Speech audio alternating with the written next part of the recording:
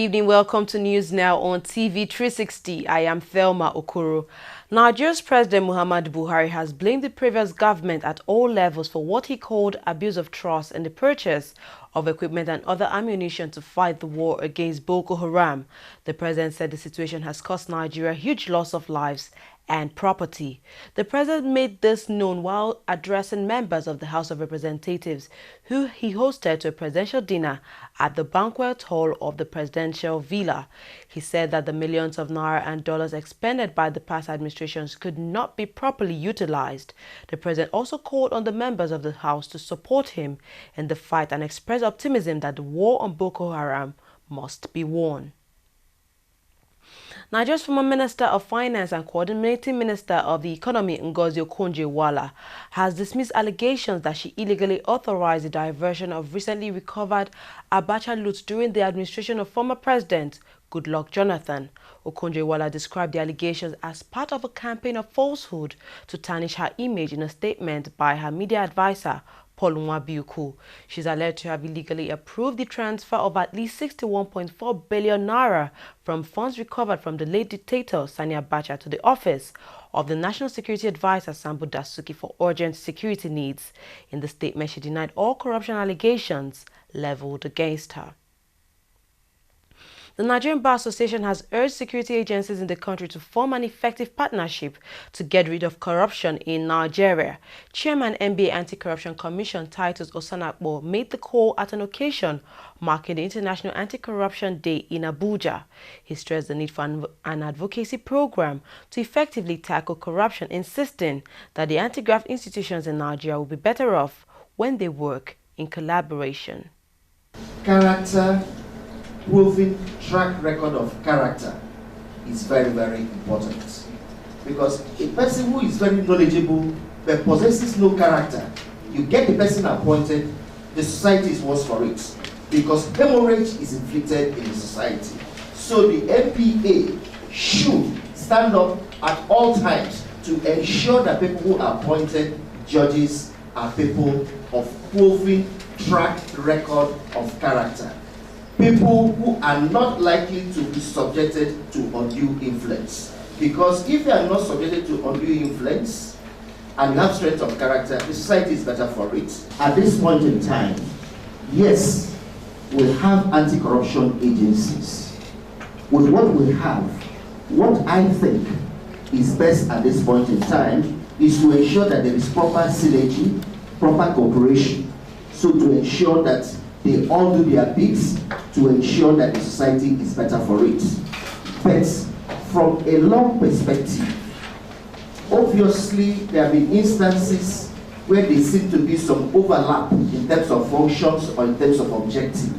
It may be best in the circumstance to set up a committee that will look at those things very clearly and take an informed position that will assist the government whether to merge or not to emerge, or possibly even creating a new institution that should address all issues related to corruption as one bus stop for issues dealing with corruption. Nigerian Nobel laureate Wole Soyinka has condemned the recent trend of flouting of court orders by Nigerian security officials. Speaking at the 10th edition of the Wole Soyinka Award for Investigative Journalism, he said the continued disregard for court orders put Nigeria into disrepute. He also called for an end to unlawful detention of individuals by security officials. Let's put an end to unlawful detention. Either we are running a democracy or we're not. There's nothing called a half democracy.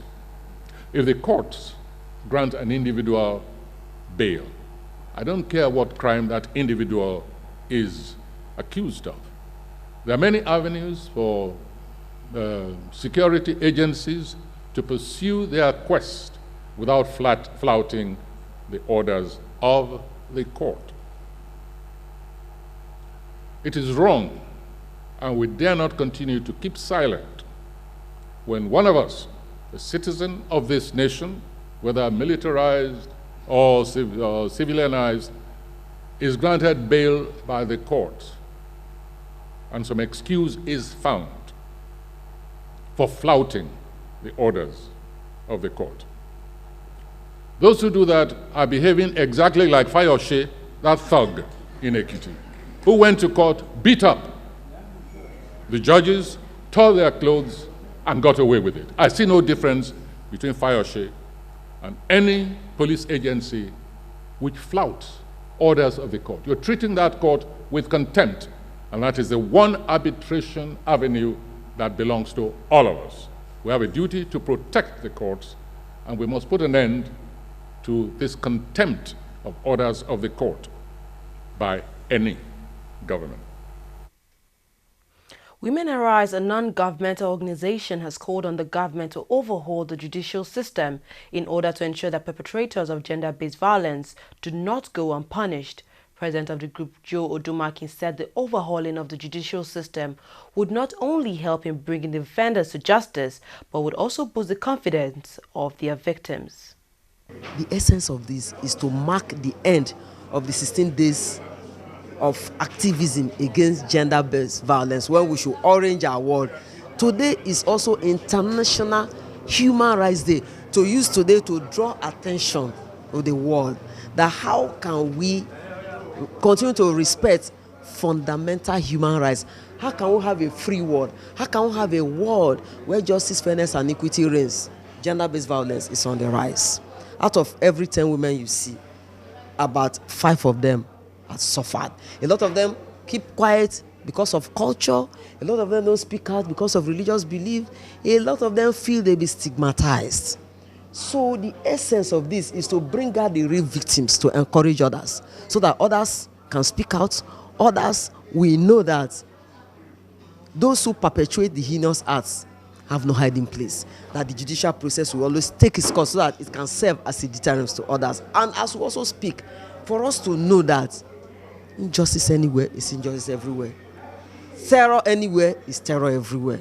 For us to know that there's a responsibility as citizens for us to ensure the protection of rights and property. For us to also ensure that gender-based violence is brought to an end, and government should do less talk and more action.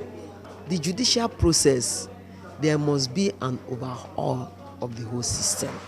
There should also be that process whereby you have victims that when they come, there will not be several cases of adjournment, although it must be taken painstakingly so that the guilty is not set free, so that the innocent is not justly punished. But in doing that, we all want to plead that we must do a lot more to radicalize our legal process. The need for citizens to collaborate with security agencies in the country and seek ways of tackling the security challenges was the major discourse at a 2-day security conference in Abuja. Security expert Folake Yoba at the event said the meeting was an opportunity for interaction and capacity building with other security experts in the country, especially during this Yuletide season.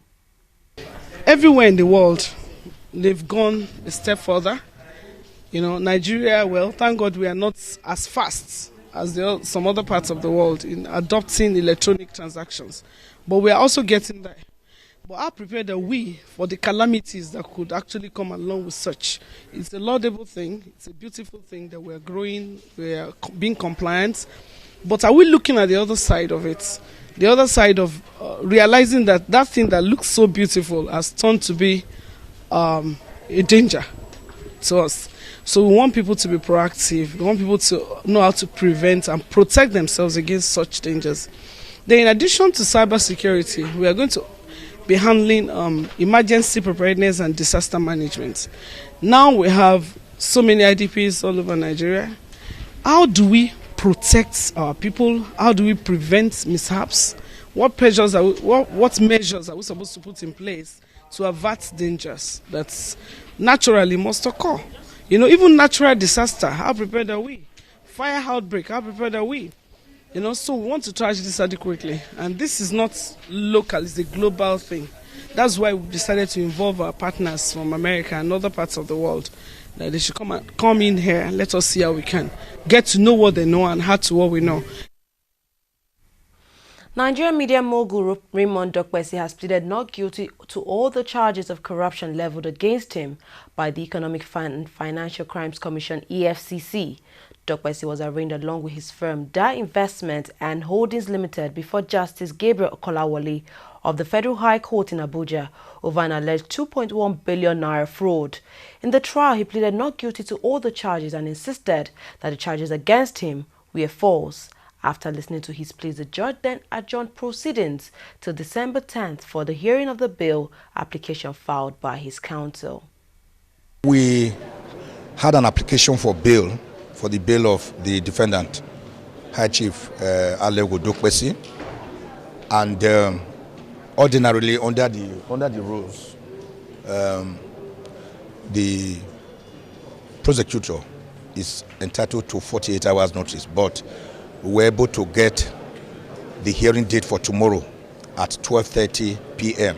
so that we can argue the bail application for Alego Dokpesi to go home on bail, because ordinarily the matter that came up today, the 6 charges, the 6 allegations are ordinarily bailable under our laws. We'll take a short break now. When we come back, we'll look at international and business stories. Please don't go away.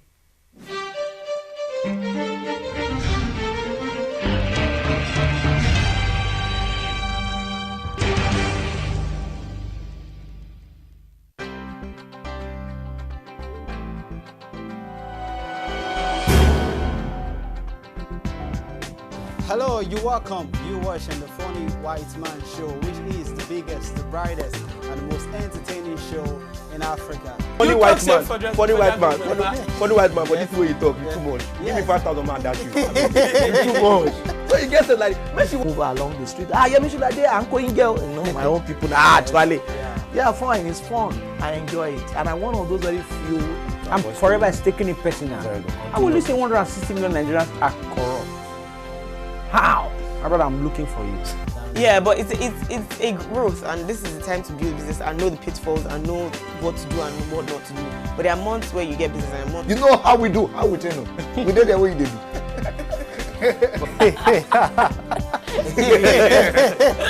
Hello, you're welcome. You're watching Trending Matters on the Funny White Man Show. Of course, they will bring you trending issues just to entertain and tickle your fancy.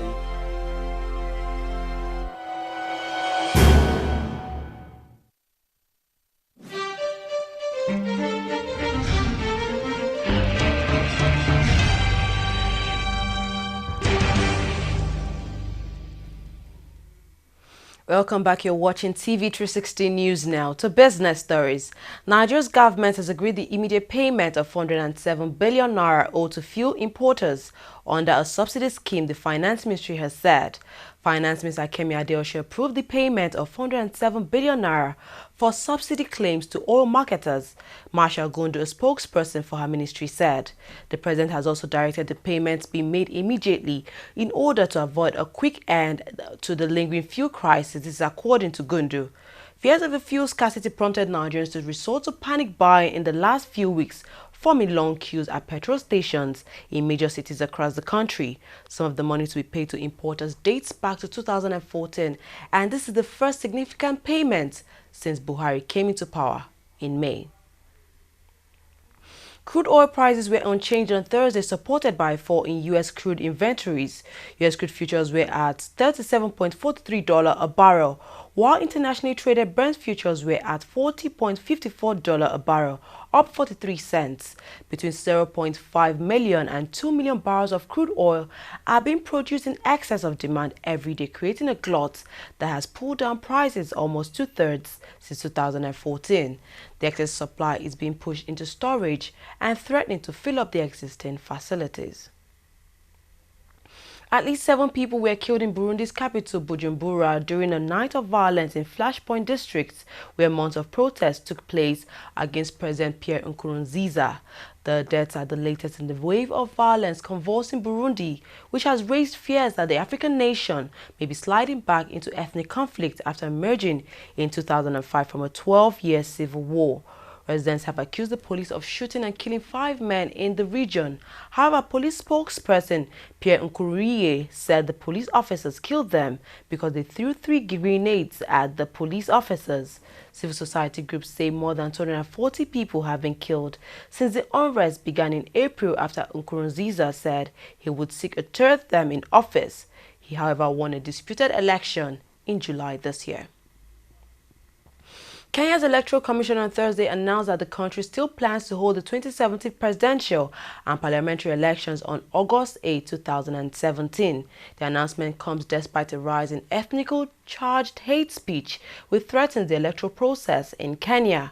Ahmed Isaac Hassan, chairman of the Independent Electoral and Boundaries Commission, said in a statement that the Commission regrets the growing prevalence of hate speech that is polarizing the country. President Uhuru Kenyatta is expected to contest the elections against Raila Odinga, the main opposition leader who has run in the past 2 elections. The Nigerian under-23 national team has qualified for the 2016 Olympics in Rio after defeating host Senegal 1-0 in the semi-final of the 2015 African Under-23 Cup of Nations. The Dream Team 6 secured victory through a 76-minute penalty by Etebe Ogenekaro. The win automatically qualifies the country for the 2016 Olympics, irrespective of the outcome of the final match against Algeria. The French Football Federation has suspended Real Madrid striker Karim Benzema from the French national team. Benzema, who has denied any accusations, is currently under criminal investigations after a French judge ordered that the police investigate him for complicity in attempted blackmail and participation in a criminal conspiracy. The matter relates to a judicial investigation opened in July over claims that Valbuena was the subject of an extortion attempt. Just last month, French Prime Minister Manuel Valls cast doubts over Benzema's chances of featuring in Euro 2016 by saying the Real Madrid striker should not be called up to the national team until he clears himself of all the charges leveled against him. English Premier League side Arsenal has advanced to the second round of the UEFA Champions League after defeating Greek side Olympiacos 3-0. The London side only needed a 2-0 win, but they happily accepted 3 to reach the last 16 for the 16th straight season. The Gunners will now face either Barcelona, Real Madrid, Atletico Madrid, Wolfsburg or Zenit in the second round of the tournament. Well, we've come to the end of news now. We thank you very much for joining us. I am Thelma Okoro.